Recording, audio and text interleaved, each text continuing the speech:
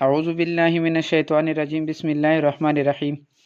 Class 10th और theorem 9.1 और theorem 9.1 का जो स्टेटमेंट है वो क्या कह रहे हैं कि one and only one circle can pass through 3 non collinear point. मैं बहुत ही इजी मेथड से समझाऊंगा। कौन कहता है कि थ्योरम मुश्किल है या थ्योरम को मेरा कहना है, मेरा मानना है कि अगर आप लोगों को थ्योरम समझ आ जाए तो मेरे ख्याल में इनको ये बहुत इजी होंगे, और अगर आप रट लेंगे तो बहुत मुश्किल होगा। तो ये देखिए क्या कहते हैं कि सिर्फ एक सर्कल पास हो सकता है तीन non collinear points. Non collinear point जो एक लाइन में ना हो, 3 पॉइंट हो जो कि नॉन कोलिनियर हो, जो कि एक पॉइंट पे ना हो, उनमें से सिर्फ एक ही सर्कल पास हो सकता है। मैं यहाँ पर मज़ीद मीन यही सर्कल इधर बना देता हूँ। देखो गिवन हमें क्या है कि 3 नॉन कोलिनियर पॉइंट है। एक नॉन कोलिनियर पॉइंट ये है, एक ये है और एक ये है। ये 3 हमारे पास 3 नॉन कोलिनियर पॉइंट है। ये गिवन ए बी एंड सी, इनको नाम दे देंगे। ये ए है, ये बी है और ये सी है। ये हमारे पास क्या है, 3 नॉन कोलिनियर पॉइंट है। अब हमने प्रूव क्या करना है, इधर स्टेटमेंट में ही कहा है कि one and only one circle can pass through non collinear point. अब हमने क्या करना है, कंस्ट्रक्शंस करनी है। क्या करनी है, कंस्ट्रक्शंस बहुत ज़रूरी है। कंस्ट्रक्शन हमने क्या करना है कि ए को बी के साथ मिलाना है और बी को क्या कर देना है, सी के साथ मिलाना है। ये जो अभी मैं बता रहा हूँ ये आप लोगों ने मीन यहाँ पे देखे कि join A with B, join A with B and B with C, यहाँ तक काम हो गया।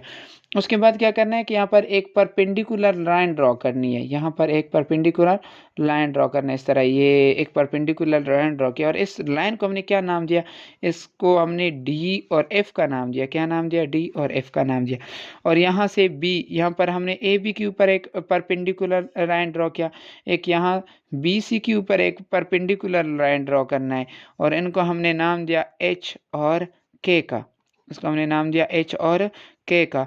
और ये देखो ये इस पॉइंट पर क्या कर रहा है, मीट कर रहा है। ओ के ऊपर क्या कर रहा है, मीट। तो ये देखिए मैंने यही लिखा हुआ है कि draw D F perpendicular A B और K H perpendicular B C. D F perpendicular A B और H K perpendicular B C. मज़ीद क्या किया कि ये जो ओ है इसको हमने क्या किया, इधर ए सी भी ज्वाइन किया, बी सी भी ज्वाइन किया और सी सी भी ज्वाइन किया। ये देखो D F and K H intersect each other at point O. ये जो हमारे पास डी एफ था और एच के था, ये ओ के ऊपर क्या कर रहा था, इंटरसेक्ट कर रहा था। और मज़ीद हमने क्या किया, ये जो ओ है इनको हमने ए से भी मिलाया, बी सी भी ज्वाइन किया और सी सी भी ज्वाइन किया। ये देखें अब हमने क्या करना है, प्रूफ की तरफ आना है।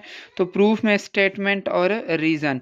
अब देखिए हमने 9th क्लास में एक पढ़ा था, थ्योरम पढ़ा था कि अगर हमारे पास एक ए बी लाइन सेगमेंट हो और इसके ऊपर एक हमारे पास क्या हो, परपेंडिकुलर लाइन ड्रॉ, फिर फॉर एग्जांपल इसको मैं पी और एल का नाम दे देता हूँ, और यहाँ पर कोई एक पॉइंट हो, तो इस पॉइंट से यहाँ तक डिस्टेंस और यहाँ से यहाँ तक डिस्टेंस हमेशा इक्वल होता है। इस पॉइंट से यहाँ इन पॉइंट तक डिस्टेंस क्या होता है, सेम होता है। अब ये देखिए ये चीज़ वही है। ये देखिए अगर इसको मैं यू कर दूँ तो यही चीज़ बनता है ना, ए बी और डी एफ। तो इसका मतलब है कि ओ ए और ओ बी का डिस्टेंस क्या होगा, सेम होगा। ये देखिए ओ ए जो है वो कॉन्ग्रेंट है ओ बी के। रीज़न क्या है, क्योंकि एफ डी जो है वो परपेंडिकुलर है ए बी के ऊपर। ये देखिए उसके बाद ये जो अगेन अगर हम यहाँ पर आ जाए तो ये देखें ओ एच जो इक्वल है, किसकी इक्वल है, मीन ये देखिए ओ के एच जो है वो परपेंडिकुलर है इसके ऊपर ना। तो इसका मतलब है कि यहाँ से यहाँ तक और यहाँ से यहाँ तक फासला सेम होगा, मीन ओ बी इक्वल होगा ओ सी के। ये देखिए ओ बी इक्वल है ओ सी के, कॉन्ग्रेंट है। रीज़न क्या है कि के एच जो है वो क्या है, परपेंडिकुलर है बी सी के ऊपर। अब इधर आ जाए कि ये देखिए ये ओ ए कॉन्ग्रेंट है ओ बी के और ओ बी फिर आगे कॉन्ग्रेंट है ओ सी के। देखिए ये ओ बी इसका कॉन्ग्रेंट है और ओ बी इसका कॉन्ग्रेंट है। देखिए ये भी ओ बी का कॉन्ग्रेंट है और ये भी ओ बी का कॉन्ग्रेंट है।